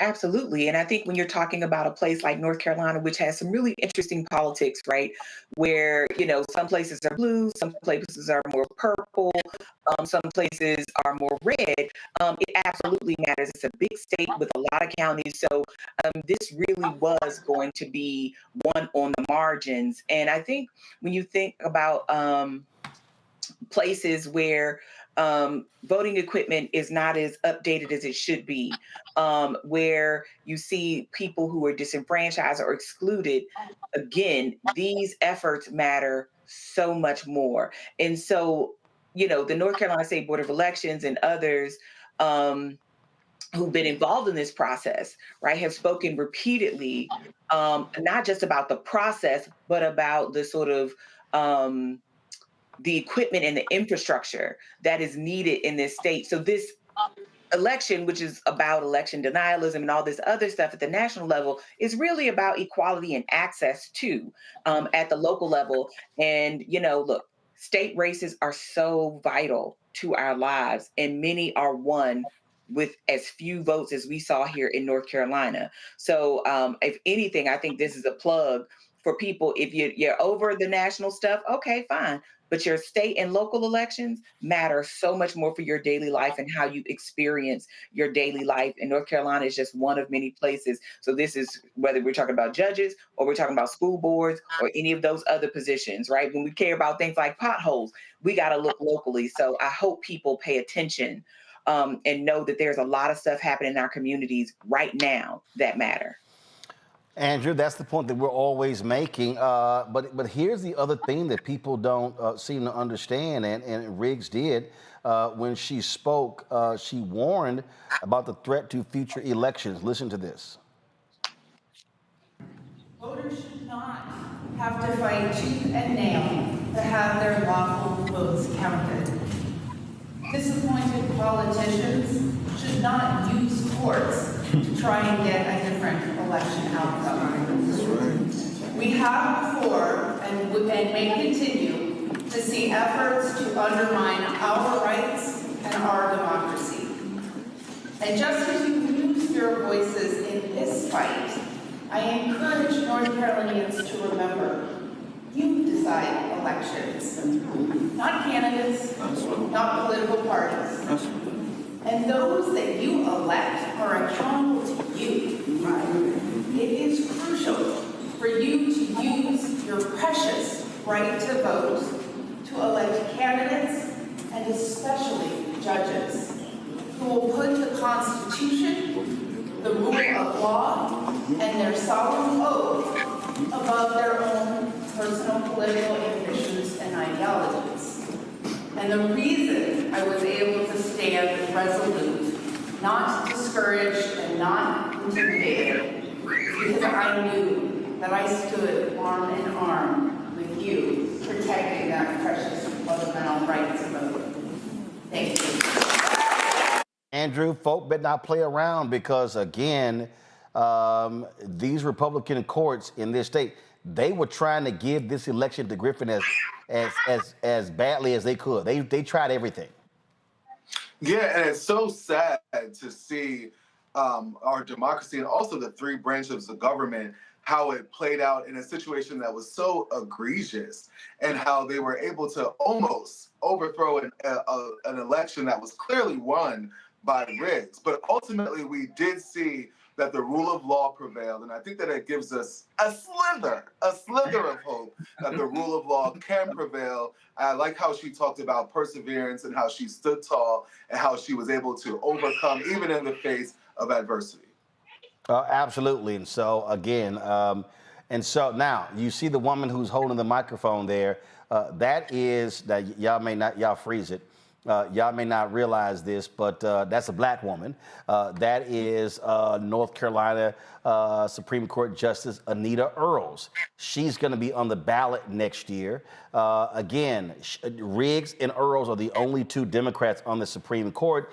And they have been trying everything, Rebecca, to get Earls off. In fact, she gave an interview talking about diversity, equity, and inclusion among the staff. These fools had her investigated and wanted to impeach her because she gave her opinion. Yeah, so Anita Earls is an amazing jurist. She spent her legal career as a civil rights attorney. She clearly understands the law. She's committed to upholding civil rights. She understands the importance of diversity in the state of North Carolina, as well across the United States. And so right now we're seeing a scheme in North Carolina where they don't want representation. They want to have two classes of citizenship in North Carolina, which is one reason why Anita Earl going into next year will be a target, but something else that viewers need to pay attention to. The other thing that North Carolina decided to do is with their state election commission, it used to be that the governor made the appointees to that commission. Well, there was a change in the legislature last year. So it's no longer the governor that's making those appointments. It's no longer it didn't even move to the lieutenant governor. It didn't even move to the secretary of state. Instead, North Carolina decided to give it to the auditor. So now the auditor, the state auditor, who is a Republican, is now allowed to appoint those who will serve on the election commission. And the reason why that's important, as election rules are updated and changed, and when there are controversies, it's going to be the Republican state auditors appointees who are going to be making those decisions. So one thing to look out in North Carolina is that there's potential of litigation to actually get rid of that scheme.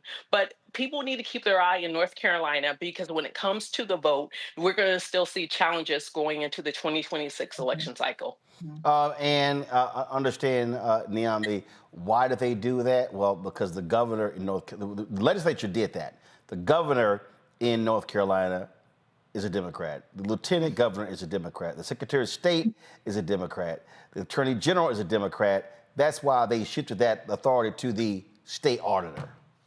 Absolutely. And I think, the thing about Anita Earls that has been important and why people, the Republicans in particular in North Carolina, have targeted her is she has objected to many of the things that they have done around curbing people's access to vote, like voter ID laws and other things. She has been a chief objector, in part because her argument is this has nothing to do with, voter integrity or anything like that. It's about keeping people of color out of the electoral process. And she has made that claim repeatedly. As we've seen Republicans in the state get more aggressive, quite frankly, they've been emboldened and have been for a while. And so, North Carolina is one of those places that's kind of unique, because if you know anything about North Carolina, like Durham, for example, was never covered by the Voting Rights Act because of so many Black people who were registered to vote in 1965. But there are other parts of that county, right? Of that state, excuse me, where that were covered in part. And one of the things that North Carolina has always been very good about is doing their racism in such a way that they didn't really use racist language. So when they didn't want to integrate schools, what did they do? Started these private academies like lots of states did, and then gave, local communities the ability to abandon schools. They do similar things with voting and voting challenges, right? Where anyone could challenge someone's voter registration, and those mails wouldn't be forwarded, say, to your new address. So you wouldn't even know sometimes that had happened to you. So North Carolina has a very long history of this, and Anita Earls has been one of the thorns in their side, kind of obstructing their ability to do this with the speed and the quiet that they would like to do it with. Because the thing about the GOP in North Carolina, they like to do a lot of things, but they don't like to claim a lot of things when it comes to undermining Black voting rights in that state. And so Anita Earls has been a problem for them for quite some time. Andrew. Yeah, I don't want to echo and rehash everything my panelists have said, but one of the things that we have to remember is that the South still lives on. There's still going to be 3 or 4 steps ahead of us when it comes to the institution of racism. You see here 2025, and they're still trying to do the same thing, trying to oppress women and trying to oppress African Americans and other minorities. So we have to make sure that we are staying ahead of the game, and we're looking at what their blueprints are, right? And we're looking at the things that they're doing and making sure that it doesn't trickle up north to our communities. All right, folks, quick break. We come back. We're going to talk about the gutless Speaker of the House, Mike Johnson, who is so wimpy he won't even call out Trump's $400 million airplane deal. Also, Florida A&M, even a funk house there as well over the hiring of a new president. We're going to talk about that as well. You're watching Roland Martin Unfiltered on the Black Star Network. This week on A Balanced Life, we are getting real about mother wounds. While May is the month that we shower mom with love, for some people, this time of year is a stark reminder of fractured relationships and feelings of abandonment. In this episode, we will be uncovering the trauma of mother wounds and sharing tips on how we can begin to heal them. What we don't talk enough about in our community is giving ourselves permission to even heal. That's all next on A Balanced Life here on Black Star Network. Hello, I'm Jamia Pugh. I am from Coatesville, Pennsylvania, just an hour right outside of Philadelphia. My name is Jasmine Pugh. I'm also from Coatesville, Pennsylvania. You are watching Roland Martin Unfiltered. Stay right here.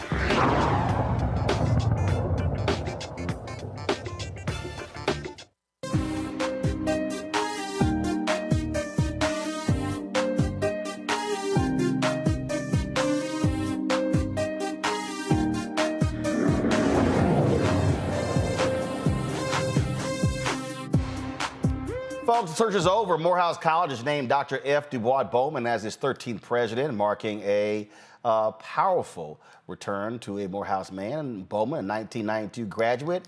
Also, he is a nationally respected health leader, currently serves as Dean of the University of Michigan School of Public Health. Known for his visionary leadership and commitment to academic excellence, Dr. Bowman will take the helm on July 15th.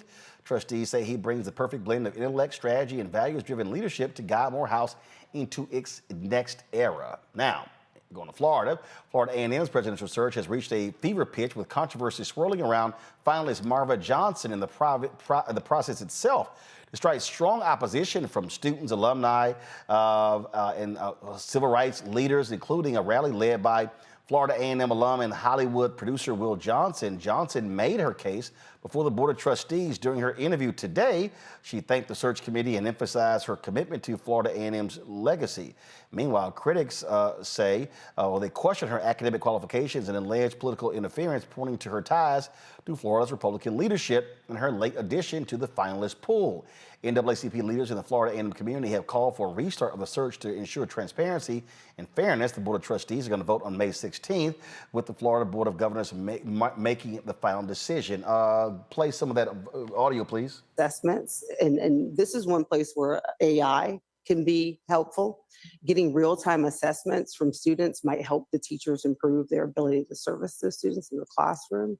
And so if we pull levers like that, I think we can make progress. And if we can't make progress, maybe we can have a better perspective on what opportunities we should look to, so that we can make that. All of the finalists have been meeting this week on campus with the board, with students. People have an opportunity to ask questions as well. Again, it was a lot here. This was a video posted. I'm at Marva Johnson's meet and greet session with Florida A&M alumni in the community. It's packed, unlike previous evening sessions with the other finalists. Attendees include Will Packer and Lawrence Humphreys, son of former Florida A&M President William Humphreys. Watch this here. Turn it up. We have the 2+2 articulation. In my role as a member of the State Board of Ed and as the chair of the State Board of Ed, I've spent a lot of time working in education policy as well as in managing performance as it relates to delivering the outcomes that our families need for our students here in the state of Florida. Now, there have been others who've been commenting, who have been again raising their concerns.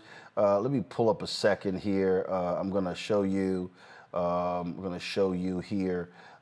Give me a second right here. I want to show you Andrew Gillum, of course, who is a graduate of Florida A&M. He weighed in as well with his thoughts on all of this on Instagram. Let me go there. I want to show you what he had to say. Again, folks are not at all happy, specifically about Marva Johnson. They're unhappy that she has been picked as a finalist. Part of this is because they say she has no university experience whatsoever. Now, you heard her there talk about being on the State Board of Education, but again, she's never actually worked in higher education. Let me see if I can pull this together for you. This was on Instagram. Andrew Gillum. He says, meet Marva Johnson, political puppet, no ties to Florida A&M, no higher education experience. She's not here for us. She's here for them. And so you have his post here. He says, Republican conservative operatives are knocking. They see FAMU as their next takeover. We can't let them in. And then he says, outside power players are trying to hijack our leadership. We see you and we won't stay silent. And so they says, you see what it says here, no MAGA Marva movement. Diambi, that's a whole lot going on there. And look, the point is, look, I personally know Marva Johnson. I met her years ago. She's been a cable lobbyist. So I've met her at cable events. But when they say that if you want the president of a university, if you've never worked at a university in any capacity whatsoever, how are you qualified to be the president of a university? I think this is a big can of worms, in part because of DeSantis, right? And his move to root out ideological stuff, as I think he used the term, at universities, and FAMU was the latest. Look, there are a lot of routes to becoming the president. I do think it is important for a person as a university president to understand how a university works. It's not a business. It's not like other things. You not only have to know how to fundraise, and distribute money, but you also have to know how to deal with students, deal with families, deal with parents. And yes, you have deans and vice provosts and all those kind of folks to do that stuff. But a lot of your job is about restoring or installing confidence in that place. And if people don't feel that you are a person of integrity, that you are bringing that to that position, then you're going to get responses like this. I don't think that there's a way that Marva Johnson can take this job with no prior university experience, with no ties to this institution and all of the other things, and expect to have the respect of her university community. The fact that you saw this many students at that function when it is after the end of classes, right? At the very end of the semester, their summer technically should be starting now, and you see that many students there, that is a testament to how bothered and upset these students are and how concerned they are. And it is no surprise that DeSantis would go after one of the flagship Black institutions in that state. It's no means the only, but I think when you think about FAMU and think about its status in that state and just its status nationally as a premier institution, we should have known that it would be on the offing, especially since so many Florida universities have had new presidents in the last couple of years. So I think people should be rightly concerned that this person is there just to sort of do the bidding of the governor and not serve the needs of the students of Florida A&M University. This is the thing that jumps out at me. Again, as somebody who understands institutions, who run places, I just believe, Rebecca, that when you're talking about being the president of a university, let's just look at some numbers here, okay? Florida A&M, 10,000 student body, okay? When you look at size of the faculty and staff, I mean, we're talking about 422-acre campus. We're talking about, again, where the university ranks. We're looking at so many different things. When it comes to background, if you've never run something, it's kind of hard to make the point about, yeah, you go ahead and run this now. That's one of the points also Will Patrick has been making. I'm going to my iPad. This is the local station where he talked about his opposition to her being president. Amphitheater's namesake himself, Will Packer. We have to make sure that we support each other and that we are loud and we are ardent in our opposition to somebody that is not right for the future of this institution, especially at a time that is so crucial. The renowned FAMU alum and film producer tells us countless from the... Now, you got 535 full-time instructional faculty, 476 support service staff.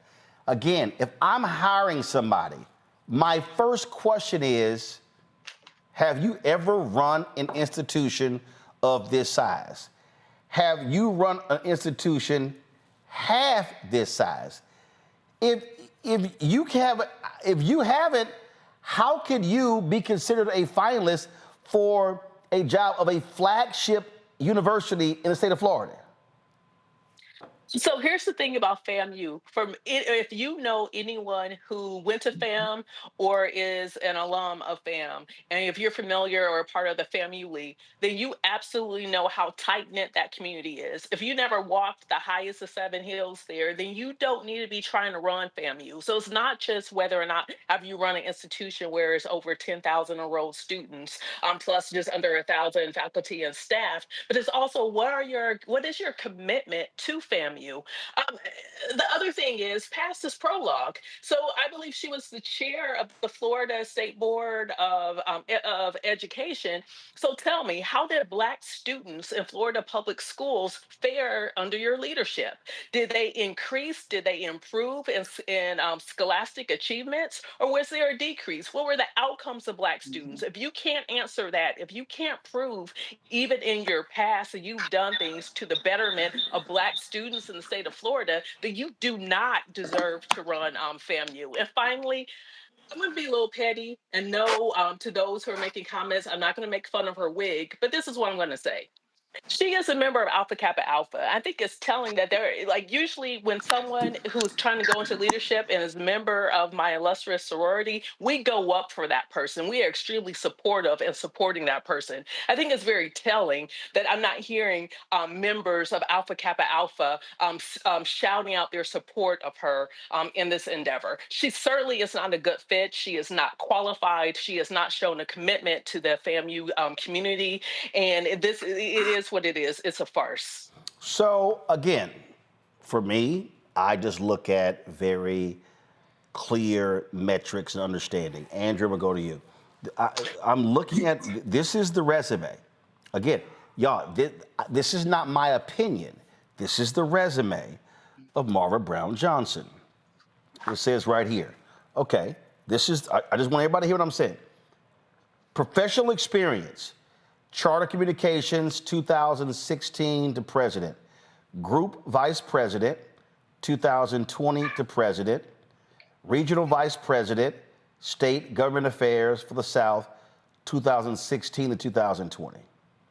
Okay.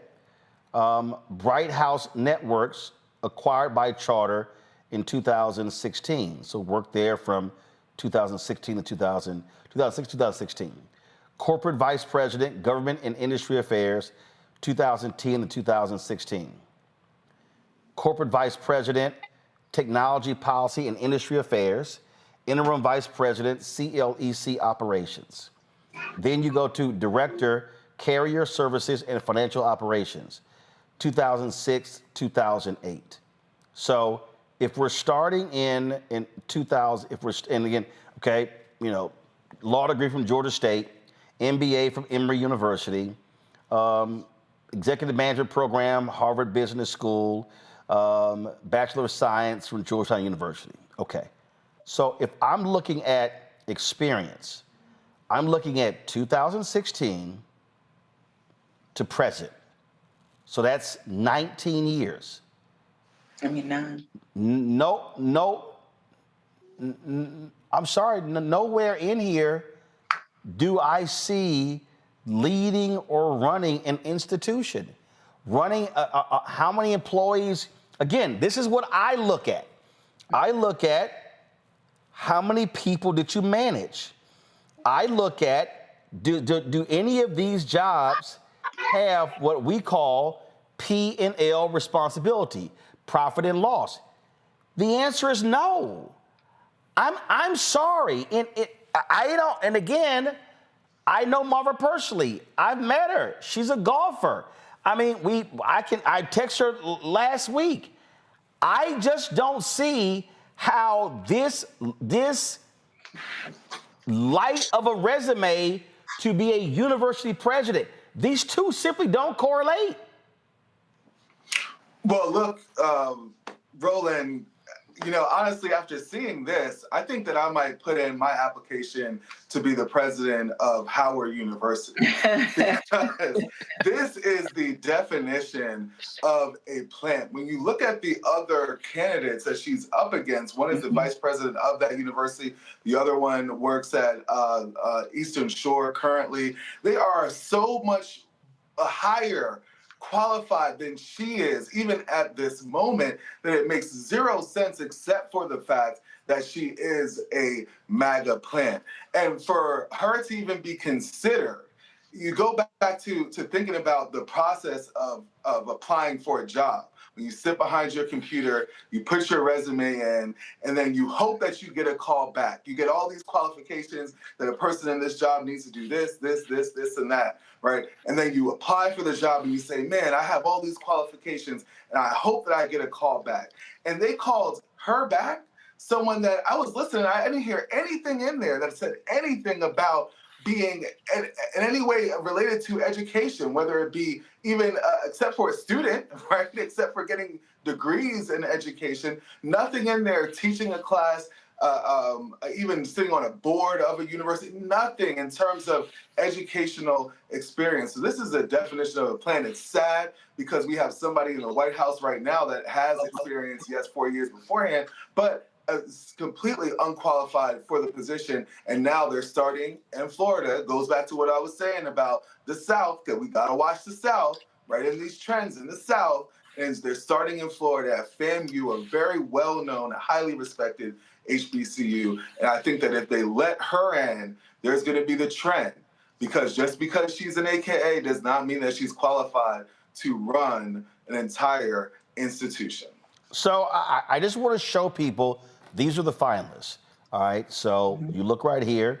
Rondell Allen, Provost and Vice President for Academic Affairs, University of Maryland Eastern Shore. And then if you click CV, you'll see, let's see here, you'll see Provost and Vice President for Academic Affairs, University of Maryland Eastern Shore. Acting Vice President for Strategic Initiatives, Dean of the School of Pharmacy and Health Professions, Associate Dean for Academic Quality, Associate Dean for Student Affairs, Xavier University. The Dean of Academic Quality was South University School of Pharmacy. Assistant Dean for Program Assessment, Xavier University. That's, to me, that's called relevant academic experience to be president, okay? Here's the next person. Gerald Hector, CPA, Senior Vice President for Administration and Finance at the University of Central Florida. If I click his CV, what is it going to tell me? Senior Vice President, University of Central Florida. Oversaw the issuance of structured bonds, okay? All the whole deal, late implementation, all these things in terms of being the VP for Administration and Finance.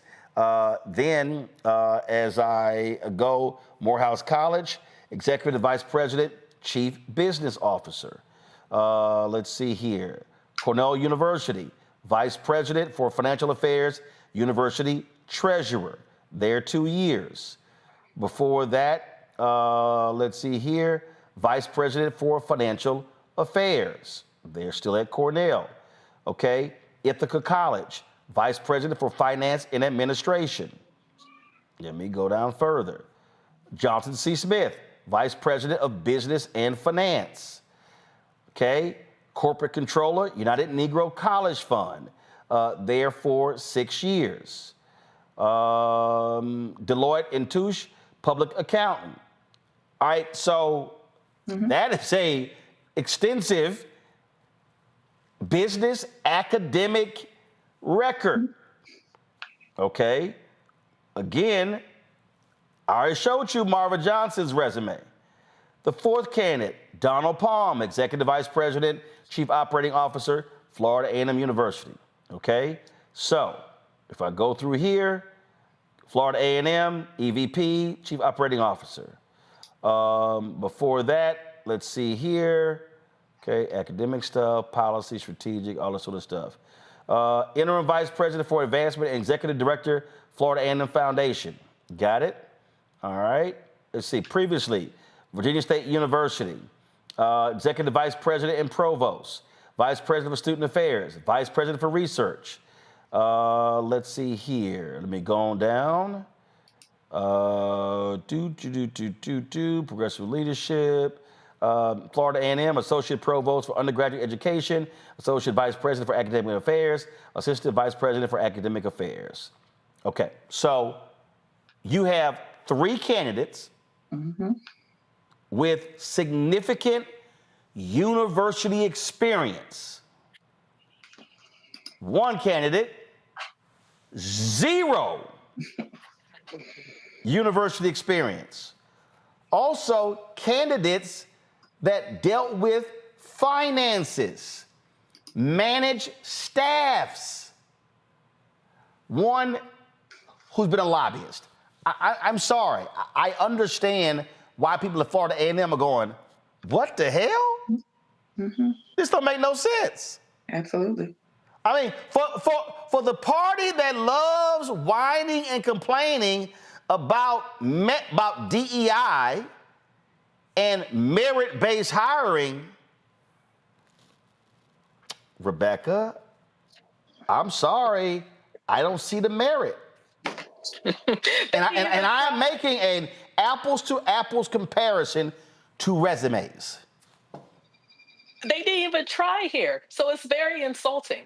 You know, they didn't even find somebody. I mean, maybe they could have found a Black administrator at Liberty University or something, at least someone who has worked in higher ed. Instead, they're just like, oh, you're going to fall for the okie doke, the banana in the tailpipe. And guess what? Black people are smarter than that, especially Black folks connected to community. What we're seeing is this person's not connected to community, because if she was, they would have told her, hey, sis, this ain't for you. You need to sit this one out. Instead, I don't know who her counsel is, but apparently she has very unwise counsel. If she had integrity, she would remove herself from this process. But unfortunately, she may be someone with no integrity, which is why she's up for this position, even though she should not be. Well, all I'm doing is sitting here comparing the resumes. Listen, if Marvin hit me right now and said, what do you think? I would say, Marvin, you ain't qualified for this job. This ain't the first time I told somebody I know you ain't qualified for this job. I mean, I'm sorry. This is, I mean, it is what it is. All right, y'all. Before we go, I can't stand people with no guts, who are hypocritical, who are just weak. That's Speaker Mike Johnson. So he's asked today about the $400 million jet that Qatar wants to give to Donald Trump. If y'all want to see someone who will never win a Profile Encourage Award, it's Mike Johnson. Listen. If the president were to accept an airplane from the Qatari government, should Congress have approval over that kind of gift? Look, I've been a little busy on reconciliation, so I'm not following all the twists and turns of the Qatar Jet. I've certainly heard about it. My understanding is it's not a personal gift to the president; it's a gift to the United States, and other nations give us gifts all the time. But I'm going to leave it to the administration. They know much more about the details of that. Okay, it's not my lane.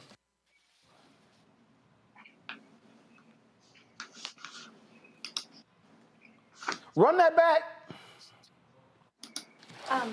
If the president were to accept an airplane from the Qatari government, should Congress have approval over that kind of gift? Look, I've been a little busy on reconciliation, so I'm not following all the twists and turns of the Qatar Jet. I've certainly heard about it.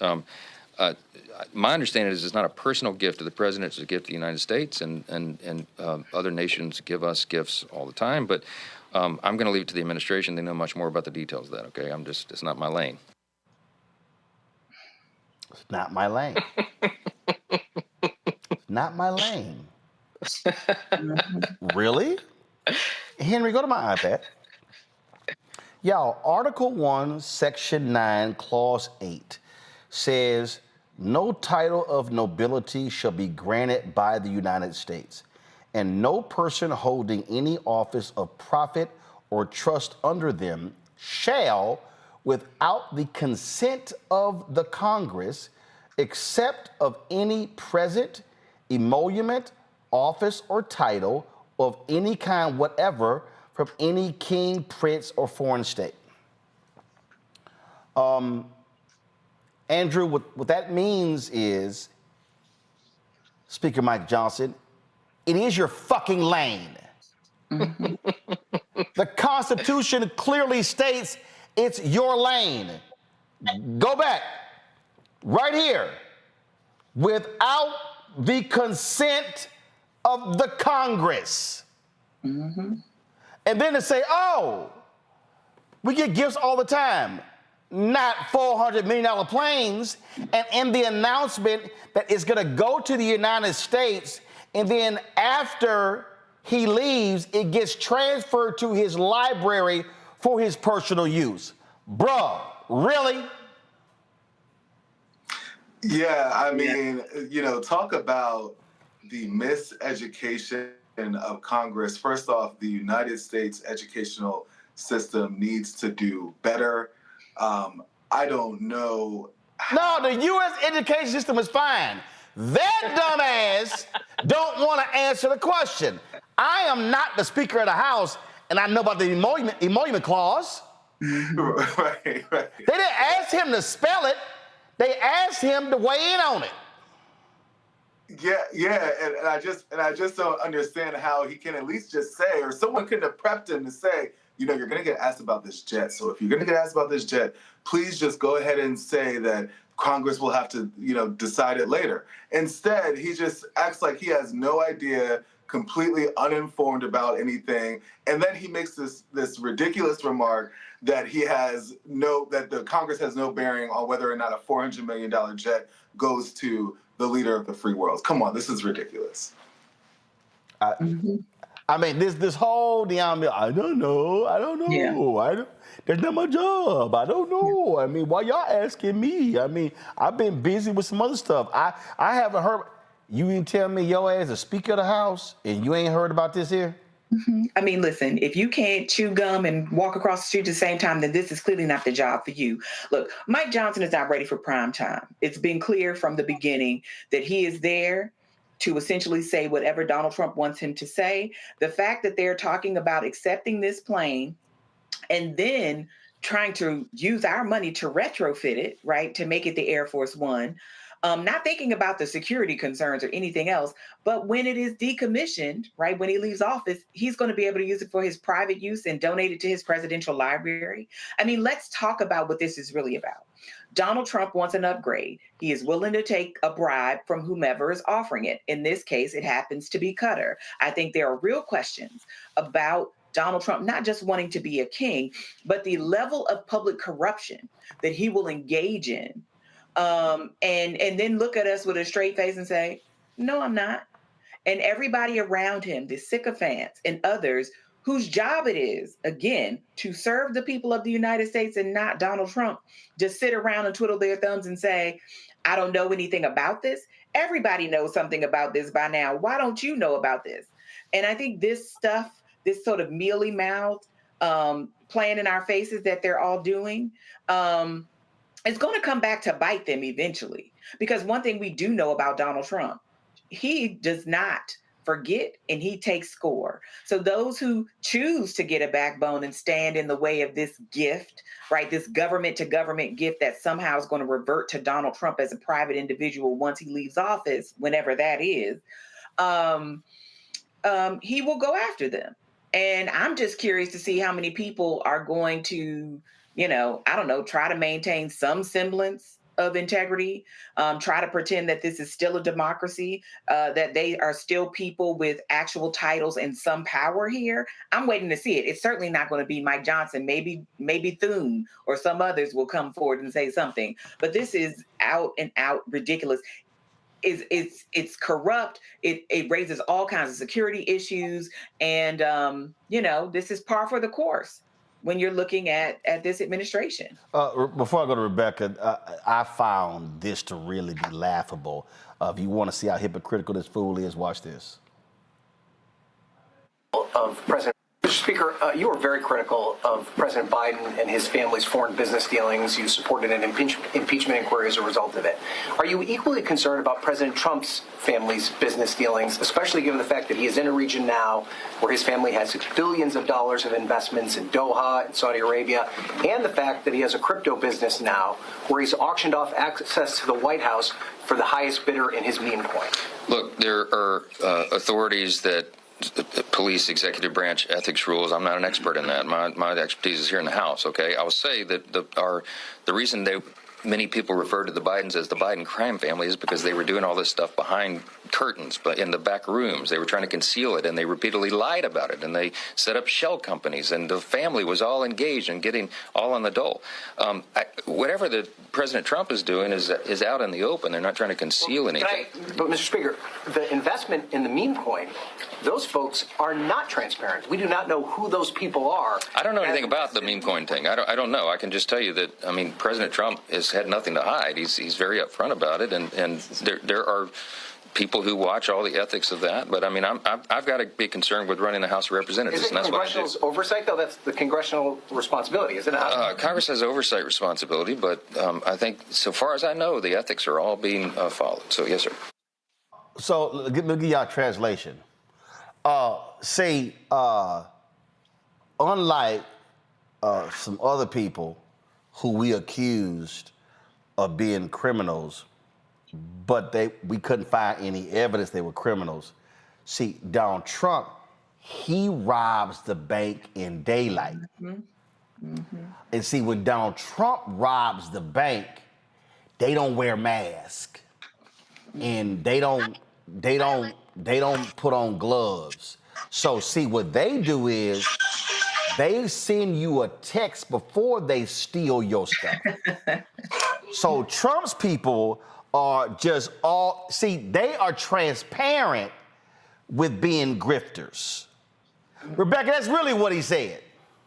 Look, corruption is corruption, and it is wrong, whether it's Democrat or Republican, whether it's behind closed doors or it's in front or it's on the world stage. But they couldn't prove the Biden so-called crime family. They couldn't prove it. They didn't have the goods. Comer promised for 4 years, I got the goods, I got the goods, I got the goods. Never had it. Yeah, they absolutely did not prove it. But I also am old enough to remember when Secretary Hillary Clinton was Secretary of State. I think she was given like a $250 necklace, and it was all up in arms because she could not keep a $250 necklace from a foreign government. What's interesting here, the follow-up question to Speaker Johnson should be, hey, Speaker Johnson, you ride an Air Force One from time to time. Do you feel comfortable riding on the new Air Force One that's given by a foreign government that at times has hostile anti-American interests? Would you feel comfortable riding in the sky around the world in that particular jet? And I bet you right then and there, Mike Johnson would have some things to say about that, and probably likely wouldn't want to fly in what would be a compromised a jet at that point. This is ludicrous. It's bad for democracy.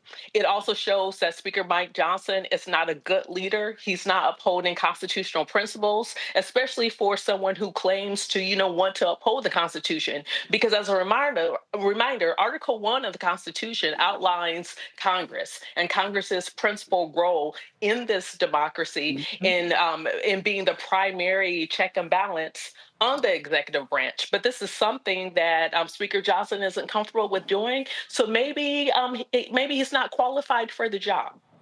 Right. And at least the Republican Senate Majority Leader had some guts. This is Politico. Senate Majority Leader John Thune became the most prominent Republican to express discomfort with the deal, telling reporters there are, quote, lots of issues associated with that offer, which I think need to be further talked about. I guess he's not too busy being the Senate Majority Leader to actually keep up with the news. I'm just saying. All right. Thanks a bunch, Rebecca. Thank you, Niambi. Thanks very much, Andrew. I appreciate y'all being on today's panel. Thank you so very much. Folks, these people are just crazy. They just absolutely So I just sit there and I'm like, y'all really, this the bullshit we got to deal with. But I mean, that's how they roll. All right, folks, that's it for us. Lots more we'll be covering, keeping up with some stuff. Let me see if we got anything new. Anything? I told y'all yesterday I showed y'all the photos of our new Robomobile being built. Be delivered next week. Look forward to that. If y'all want to support the work that we do, listen, it's a lot of stuff going on, y'all. I was dealing with an ad agency today. And these ad agencies, y'all, don't want to support black-owned media, make us jump through hoops, do all kind of stuff, and we're doing the best that we can. But the bottom line is we don't have millionaires, billionaires supporting us. Your support is critical for what we do. We are busy working on new shows, launch of the network, shooting a business pilot this week. We're looking at a health show as well, so we're trying to expand the offerings that we have. And so when you support the Black Star Network, you're supporting all of these shows, not just my show. And so we would love for you to join our Bring the Funk fan club. If you want to join via Cash App, your contributions, our goal is to get people to give on average $50. If you can give more, great. If you can give less, we appreciate that as well. Does not matter. The QR code for Stripe is right here. This is the QR code.